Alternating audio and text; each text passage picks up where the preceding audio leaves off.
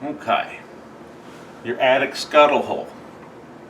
Much like the whole house fan I've talked about before, this is a giant hole from the conditioned space to the attic above that is unconditioned. I can take my little inset here. I've already gone around it. There are some air leaks, kinda, yes.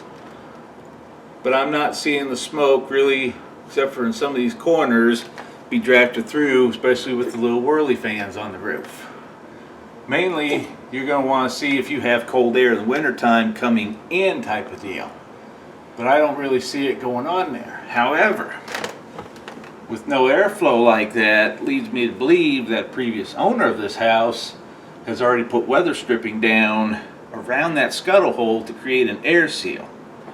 Once again, like I've talked on the whole house fans, you want to have insulation equal to the attic covering the scuttle hole, and it's got to be secured to it. If you just put it on there, first time somebody goes through there, it'll never be insulated again. You want to at least, if it's bat insulation, staple it down. If it's foam board, find whatever approved adhesive to secure it to there to keep a barrier, keep your thermal barrier there to keep the heat from inside the house going out, or your attic getting up to 130 degrees in the summertime, trying to radiate the heat downward while you're trying to keep everything cool.